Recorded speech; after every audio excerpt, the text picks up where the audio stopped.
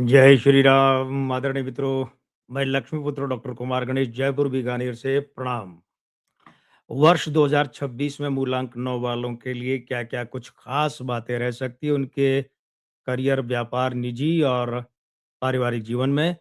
सबसे पहले आइए आपको ये बताते हैं कि मूलांक 9 वाले कौन-कौन से लोग होते हैं। तो किसी भी महीने की 9, 18 या 27 तारीख को जो जन्मे हैं, वे मूलांक 9 वाले होते हैं। आपके लिए मित्रों, पहले बात करते हैं कि आपका करियर और व्यापार का मामला वर्ष 2026 में कैसा रह सकता है।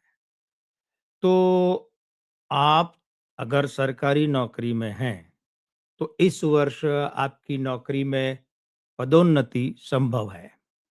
ये 2 तरह से हो सकती है कि मान लीजिए आपका पदोन्नति का मामला पहले से अटका हुआ है, होना है, शेष है, हुआ नहीं अभी तक, तो वो निकल सकता है मामला। वो काम बन सकता है। या जैसे इस वर्ष आपकी पदोन्नति का मामला बैठना है, तय होना है, डीपीसी होनी है, विभागीय जो आपके पदोन्नति समिति है उसकी बैठक होनी है, तो उसमें मुहर लग सकती है, दोनों ही तरीकों से। और इसी तरीके से जो लोग निजी क्षेत्र में हैं, उनकी पदोन्नति का मामला जो है, अगर अटका हुआ है तो मिल सकता है, नहीं तो इस वर्ष प्रस्तावित हो सकता है, मिल भी सकता है। एक बात जो इस वर्ष आपके चेहरे पर आपके जीवन में बहुत बड़ी मुस्कान ला सकती है, वो ये है कि सरकारी पक्ष आपके अनुकूल रह सकता है। मतलब अगर आप सरकार में नौकरी कर रहे हैं, तो वो आपके लिए वहाँ अधिक अनुकूलता का मामला रह सकता है।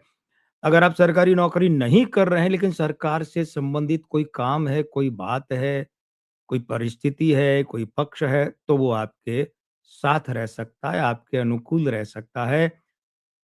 आप में से जो बंधु रक्षा बलों में जाना चाहते हैं, अर्ध सैनिक बल हो कि औद्योगिक सुरक्षा बल हो कि भारत-तिब्बत सीमा पुलिस हो कि हमारी तीनों सेनाएँ हों या पुलिस बल हो, है ना? अगर आप इनमें जाना चाहते हैं ना, तो इस दृष्टिकोण से ये समय आपका, ये वर्ष आपका अनुकूल है, अच्छा है। जी-जान से, प्राण-प्रण से लग जाइए, सफलता आपको मिल सकती है क्योंकि समय अनुकूल होता है तो फिर बाकी मार्ग खुल जाते हैं अपने आप। आप नौकरी में, भले ही चाहे वो सरकारी नौकरी में है कि निजी क्षेत्र में, स्थानांतरण चाहते हैं, ट्रांसफ़र चाहते हैं, तो वो इच्छित रूप में, इच्छित स्थान पर, इच्छित तरह से मिल सकता है और ये बात आपके लिए सुखद है। अगर आप अपना काम करते हैं, अलग से काम करते हैं, तो व्यवसाय करते हैं कि व्यापार करते हैं, तो उसमें विस्तार करना चाहते हैं, आगे बढ़िए। समय अनुकूल है, ये विस्तार करवा सकता विस्तार दोनों तीनों तरह से। अगर आप स्टाफ नहीं रखे हुए हैं, रखना चाहते हैं, तो ऐसा हो सकता है। स्टाफ है और बढ़िया काम कर रहा है, लेकिन संख्या बढ़ाना चाहते हैं, तो ऐसा हो सकता है। आप अगर ये चाहते हैं कि मैं मेरे पड़ोस की दुकान, गोदाम या ऑफ़िस खरीद लूँ या ऊपर-नीचे का खरीद लूँ और उसको बढ़ा दूँ, ऐसा हो सकता है। आप कहीं और अपनी कोई ब्रांच खोलना चाहते हैं, शाखा खोलना चाहते हैं, नई दुकान, गोदाम, ऑफ़िस, फैक्ट्री ऐसा कुछ, तो उसमें अनुकूलता है। आपको आगे बढ़ेंगे तो लाभ हो सकता है। जो परामर्श सेवाएँ चलाते हैं, कंसल्टेंसी सर्विस, सलाहकार सेवाएँ जो चलाते हैं, तो उन लोगों के लिए ये वर्ष 2026 अच्छा लाभ दिलवाने वाला सिद्ध हो सकता है। तो अगर आप इस दिशा में सोच रहे हैं काम करने का और काम अभी शुरू नहीं किया है, तो आगे बढ़िए, अच्छा समय है। और अगर आप पहले से इसी क्षेत्र में कार्यरत हैं, तो आपके लिए अच्छा समय है कि आप बड़े-बड़े क्लाइंट, उल्लेखनीय मामले, अच्छा काम आपको मिले या आप अपना कार्य विस्तार करें, ये बात तो हम कर ही चुके हैं। वर्ष 2026 में मूलांक 9 वालों के लिए निजी और पारिवारिक जीवन का मसला क्या रह सकता है? क्या कोई मसला रहेगा या मसले ही नहीं रहेंगे? देखिए, यहाँ मसले का मतलब प्रश्न वाली बात नहीं है।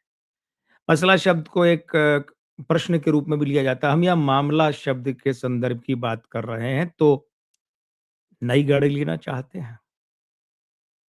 ये छोड़िए कि वो गाड़ी दोपहिया है कि चौपहिया है। हम यहाँ आपके काम के लिए गाड़ी की बात करना चाहते हैं, कारोबार के लिए वो अलग बात है। तो नई गाड़ी लेना चाहते हैं तो आगे बढ़िए, लीजिए। थोड़ा बहुत इधर-उधर कोई अटकाव का मामला आएगा तो रास्ता निकल जाएगा क्योंकि समय आपके अनुकूल है और हाँ, गाड़ी कौन-सी, मॉडल कौन-सा तो ये आप अपनी परिस्थिति से, अपने इच्छा और अपने समझौतों से तय कीजिए। सपनों से तय कीजिए और सपने और इच्छाएँ समय अनुकूल है तो शायद समझौता नहीं करना पड़े। घर खरीदना चाहते हैं, बना-बनाया, घर की बात कही है, प्लॉट या ज़मीन की बात नहीं कही है। घर खरीदना चाहते हैं तो फ्लैट है कि विला है कि स्वतंत्र मकान है, आगे बढ़िए, अनुकूलता है। हाँ, इतना अवश्य कीजिएगा कि अगर आपको लगे कि मुझे अकेले आवेदन से तो लोन वगैरह उतना मिलेगा नहीं, साथ में किसी को बनाऊँ तो आप अपने पतिदेव को बनाइए और पत्नी को अगर आप बनाते हैं, तो पुरुष अंकों वाली पत्नी है तो अवश्य बनाइए और स्त्री अंकों वाली पत्नी है तो फिर उनका आवेदक के रूप में दूसरे नंबर पर नाम रखवाइए। परिवार में मांगलिक अवसर आ सकता है, शुभ अवसर आ सकता है और बड़ी बात ये है कि वो मांगलिक अवसर या वो शुभ अवसर आपके पूरे परिवार के लिए, समूचे विस्तृत परिवार के लिए, थोड़े दूर के रिश्तेदारों के लिए भी बड़ी खुशियों वाला रह सकता है। कोई बहुत पास का परिजन, निकट का परिजन है, आप उसका कोई विशिष्ट सहयोग कर सकते हैं। ये सहयोग आर्थिक भी हो सकता है, शारीरिक, मानसिक मतलब उसके लिए शारीरिक भागा-दौड़ी हो गई, मानसिक रूप से हो गई या आपकी कोई पहुँच है, आपकी कोई पहचान है, आपका कोई परिचय संबंध है, तो आप उसके माध्यम से भी अपने उस निकट परिजन का भला या काम करवा सकते हैं। और अब ये जो हमने ज़िक्र किया है कि भई आपके परिवार के दायरे में मांगलिक कार्य हो सकता है। तो एक तो होता है कि हो सकता है या हो रहा है और हम उसमें एक सदस्य के रूप में सम्मिलित हैं, ऐसा ही नहीं है। आपको इस मांगलिक कार्य में, इस मांगलिक अवसर पर बड़ी ज़िम्मेदारी भी मिल सकती है। वो भी निभानी पड़ सकती है और निभा लेंगे आप बढ़िया ढंग से, हमें जो लग रहा है। तो ऐसा नहीं कि सिर्फ़ आप शामिल होने जाएँगे, आप खुद वहाँ बड़ी ज़िम्मेदारी निभा रहे होंगे और अच्छे ढंग से निभा ले जाएँगे। जहाँ तक संतान के करियर का मामला है क्योंकि भाई संतान के बिना पारिवारिक जीवन पूरा होता कहाँ है। तो पारिवारिक जीवन में संतान का मामला ये है कि संतान के जीवन से संबंधित अनुकूलता रह सकती है।